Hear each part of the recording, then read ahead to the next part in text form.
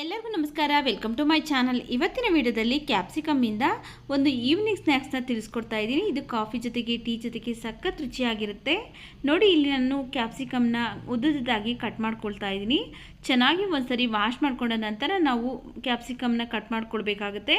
ಇದಕ್ಕೆಲ್ಲ ಔಷಧಿ ಹೊಡೆದಿರ್ತಾರೆ, ಅದರಿಂದ ನಾವು ಚೆನ್ನಾಗಿ ಫಸ್ಟು ವಾಶ್ ಮಾಡಿಕೊಂಡು ಆನಂತರ ಕಟ್ ಮಾಡಿಕೊಂಡು ಇದರಲ್ಲಿರುವಂಥ ಬೀಜನೆಲ್ಲ ತೆಗೆದುಬಿಟ್ಟು ಈ ರೀತಿ ಉದ್ದುದ್ದಾಗಿ ಕಟ್ ಮಾಡ್ಕೊಳ್ತಾ ಇದ್ದೀನಿ. ನೋಡ್ಕೊಳ್ಳಿ, ನಿಮಗೆ ಯಾವ ಸೈಜಿಗೆ ಬೇಕಾಗುತ್ತಲ್ಲ ಆ ಸೈಜ್ಗೆ ನೀವು ಕಟ್ ಮಾಡ್ಕೊಳ್ಬೋದು.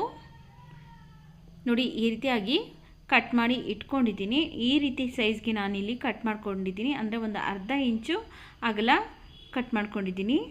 ಈಗ ಇದನ್ನು ನಾವು ಸೈಡ್ಗೆ ಇಟ್ಕೊಂಡು ಒಂದು ಮಿಕ್ಸಿಂಗ್ ಬೌಲ್ಗೆ ನಾನು ಈ ಕಪ್ಪಲ್ಲಿ 1 ಕಪ್ಪು ಕಡಲೆ ಹಿಟ್ಟನ್ನು ಸೇರಿಸ್ತಾ ಇದ್ದೀನಿ. ಹಾಗೆಯೇ ಇದಕ್ಕೆ 1 ಸ್ಪೂನ್ ಇಲ್ಲಿ ನಾನು ಅಕ್ಕಿ ಹಿಟ್ಟು ಹಾಕ್ಕೊಳ್ತಾ ಇದ್ದೀನಿ. ಅಕ್ಕಿ ಹಿಟ್ಟು ಹಾಕೋದ್ರಿಂದ ಗರಿ ಗರಿಯಾಗಿ ಬರುತ್ತೆ ಬಜ್ಜಿ.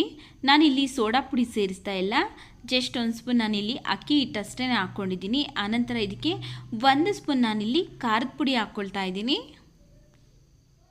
ಹಾಗೆಯೇ 1/4 ಟೀ ಸ್ಪೂನ್ ಆಗೋಷ್ಟು ಗರಂ ಮಸಾಲ ಹಾಕ್ಕೊಳ್ತಾ ಇದ್ದೀನಿ. ಹಾಗೆಯೇ ರುಚಿಗೆ ತಕ್ಕಷ್ಟು ಉಪ್ಪು.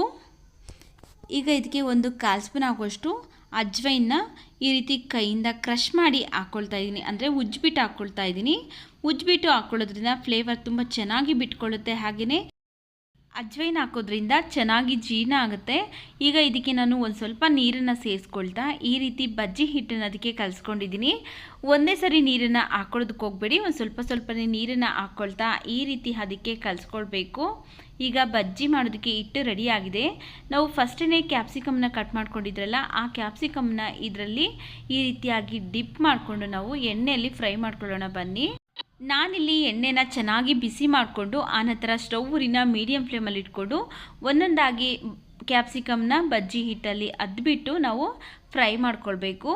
ಹಾಕಿದ ತಕ್ಷಣ ನಾವು ಯಾವುದೇ ಕಾರಣಕ್ಕೂ ತಿರುಗಿಸೋದಕ್ಕೆ ಹೋಗಬಾರ್ದು. 1 ನಿಮಿಷ ಆದಮೇಲೆ ನಾವು 2 ಕಡೆಯೂ ತಿರುಗಿಸ್ತಾ ಗೋಲ್ಡನ್ ಕಲರ್ ಬರೋವರೆಗೂ ಫ್ರೈ ಮಾಡ್ಕೊಳ್ಬೇಕಾಗತ್ತೆ.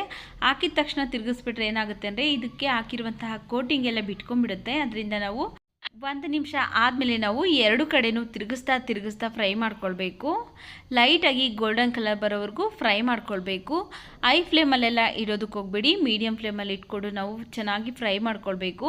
ಹೈ ಫ್ಲೇಮಲ್ಲಿ ಇಟ್ಟರೆ ಏನಾಗುತ್ತೆ ಅಂದರೆ ಒಳಗಡೆ ಕ್ಯಾಪ್ಸಿಕಮ್ ಬೆಂದಿರೋದಿಲ್ಲ, ಮೇಲ್ಗಡೆ ಇರುವಂತಹ ಬಜ್ಜಿ ಹಿಟ್ಟೆಲ್ಲ ಬೇಗ ಬೆಂದು ಬಿಡುತ್ತೆ, ಒಳಗಡೆ ಬೆಂದಿರೋದ್ರಿಲ್ಲ.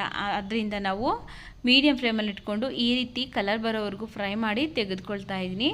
ನೋಡಿ, ಈಗ ಸಂಜೆ ಕಾಫಿ ಜೊತೆಗೆ ಟೀ ಜೊತೆಗೆ ಈ ಚಳಿಗೆ ಸಖತ್ ರುಚಿಯಾಗಿರುವಂತಹ ಕ್ಯಾಪ್ಸಿಕಮ್ ಬಜ್ಜಿ ರೆಡಿಯಾಗಿದೆ. ಈ ವಿಡಿಯೋ ಇಷ್ಟ ಆಗಿದರೆ ವಿಡಿಯೋಗೊಂದು ಲೈಕ್ ಮಾಡಿ, ಈ ವಿಡಿಯೋವನ್ನು ಶೇರ್ ಮಾಡಿ, ನಮ್ಮ ಚಾನಲ್ಗೆ ಸಬ್ಸ್ಕ್ರೈಬ್ ಮಾಡಿ ಸಪೋರ್ಟ್ ಮಾಡಿ ಸ್ನೇಹಿತರೆ.